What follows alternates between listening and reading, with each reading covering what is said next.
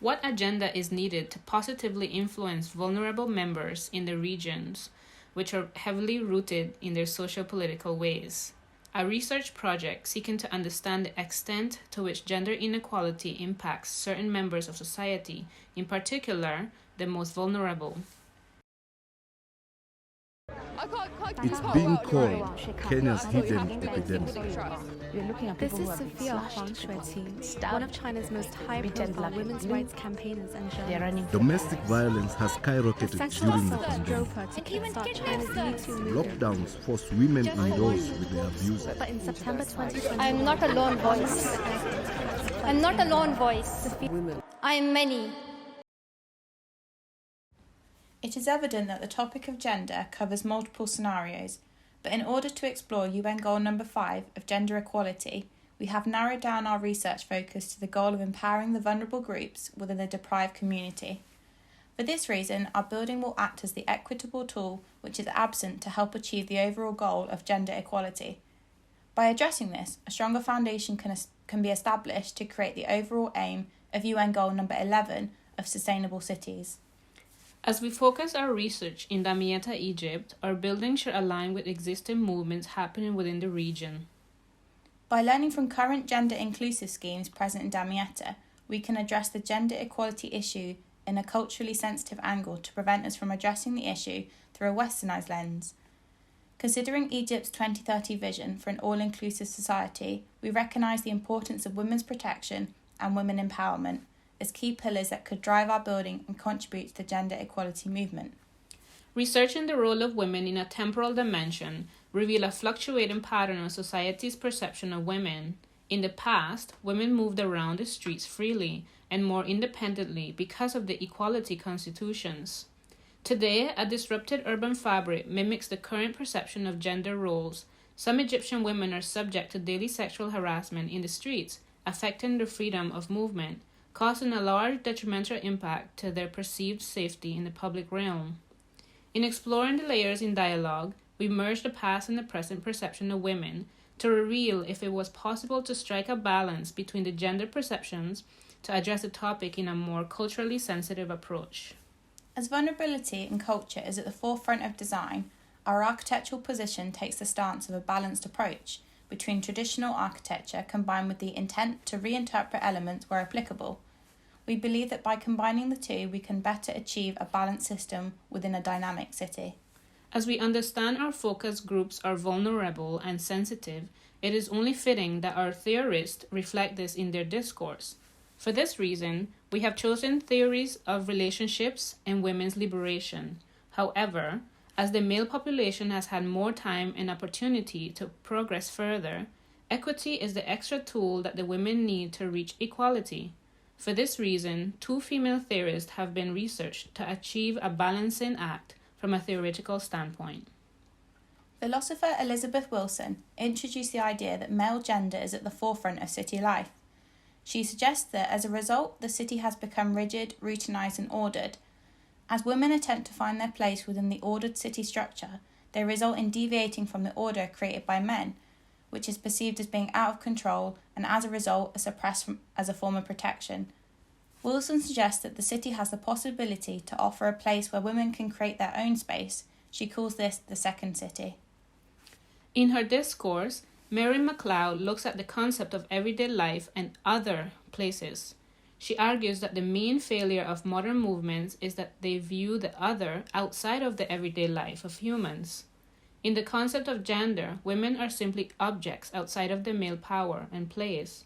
She argues that their hunger to promote difference creates an abstract and fragmented architecture that leaves the vulnerable or the human outside of the picture. To achieve a sustainable city where equality thrives, we need to understand the importance of building smaller relationships that will aid in that larger movement. According to Bakhtin, this can only be done by acknowledging that the other is needed for one to exist or have meaning. Further the genuine experience of the woman in the public realm, we studied the film President of 678, which tells the story of women's struggle with society in their everyday life. It illustrates women's experience in everyday life from diverse levels of wealth. It was evident that regardless of status, all women still encounter sexual harassment. In our previous master plan development of Damietta, in the context of sea level rise, it was found that amongst the more economically deprived community, the women were found to be the most vulnerable. Therefore, following on from this, we have decided to address the social dimension further. Our building would be set in today's scenario rather than the future flooded scenario. We'll be exploring the design of a hybridised community hub and housing programme to create a safe place for women.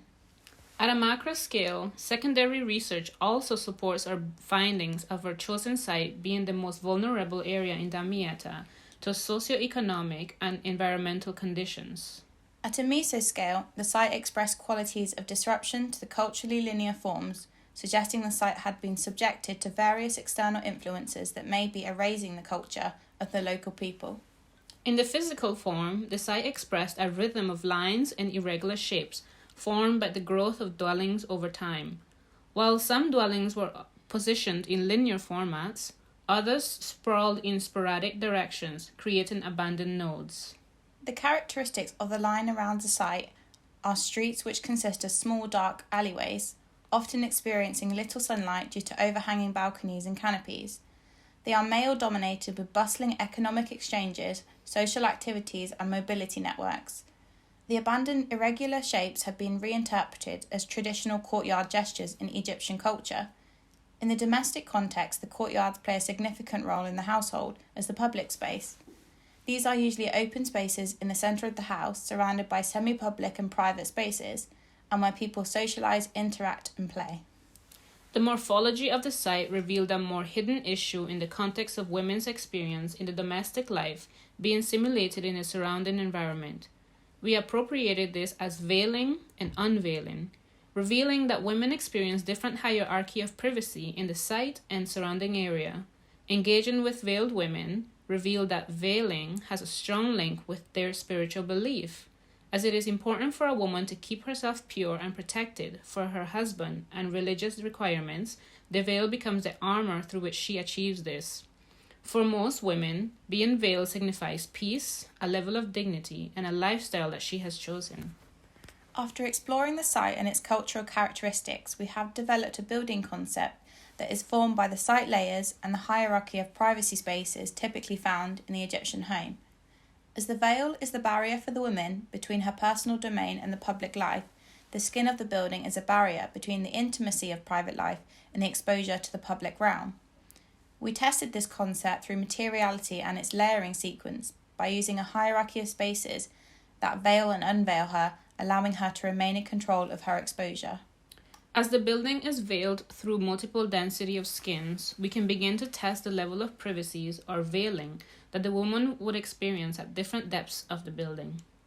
By applying the conceptual building form to the site, it revealed a detailed layering scheme that would achieve a greater privacy and freedom of movement, creating deeper veiling opportunities to explore. With this design, the user can experience the traditional courtyard atmosphere, the narrow and busy alleyways of the site, and the array of architectural openings in traditional architecture. These features all work in achieving the intention of veiling and women empowerment. A feature incorporated within the courtyard includes a market space wrapped by columns and arched openings to aid in achieving a shadowed space that simulates a level of veiling. The community kitchen serves a wider purpose to the community. They are invited to use the facility to engage in the social activities of cooking and dining, similarly seen in Egyptian culture. The public engagement in this space provides the woman the opportunity to build a level of confidence that will help her establish herself in the public realm. The line in the building poses similar qualities to the streets in Damietta. A series of overhangs have been used to simulate the congested airspace and open streetscape. These overhangs allow for the women to regain control and ownership of the alleyways by surveilling the activity below whilst conversing with each other above. Here, we have carried out a light analysis with the potential building materials to test the various skins that can provide different levels of privacy. Our building has been divided into public, semi-public, semi-private and private spaces to aid in achieving the healing process. The ground floor consists of public spaces where the community and the vulnerable women can mix and interact. The first floor consists of semi-public spaces such as meeting rooms and workshops that will empower the women through skill building and social interaction. The second floor is semi-private, where the community is not allowed to use. The floor consists of communal, therapy and well-being spaces for the vulnerable women, where emotional healing begins to take place. The third and upper floors host the private living spaces such as bedrooms and bathrooms and semi-private rooftop usages. The design captures the intended features and concepts through the layers of the building. These include the recreation of the narrow alleyways by the two building masses at close proximity, and the minimalistic exterior features juxtaposed by the busy, decorative central elements. These drawings also reveal the hidden layering system in dialogue to achieve the overall veiling protection for the women.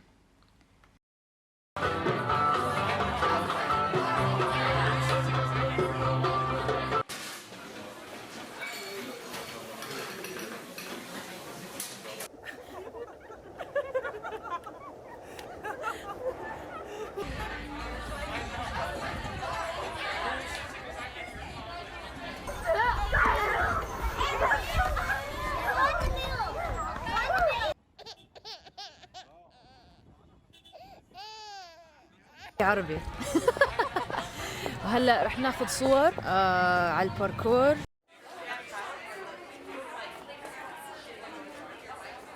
ساعة وما صدقت قديش كان صعب صراحة، خاصة لما أحط هدول مش عارف أحكيها بالإنجليزي. هلا رح ناخذ صور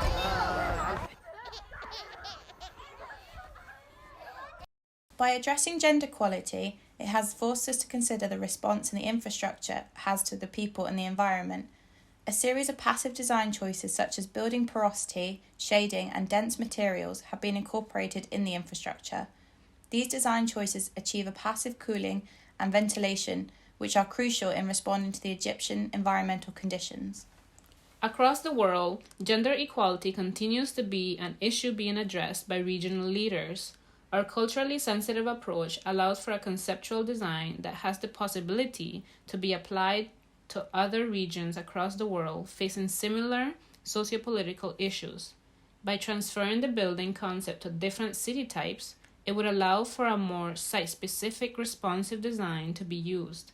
The combination of both the conceptual program, Heal, Empower, and Reclaim, combined with the approach of cultural sensitivity, will produce the equitable tool needed to begin the ripple effect of change for gender equality. By immersing ourselves in the exploration of gender equality through in-depth research and analysis, a more personal impact has been made on not only our educational agendas, but also our moral stances. Our level of awareness of the issues have influenced our belief in the way all-scale projects should be designed. By undertaking this project, we hope that we have raised awareness to the issue and empowered others to consider further gender inequalities in their lives. As world leaders continue to tackle gender equality, we hope that they will begin to consider alternative creative solutions when attempting to improve the lives of the vulnerable. A more sensitive approach should always be considered.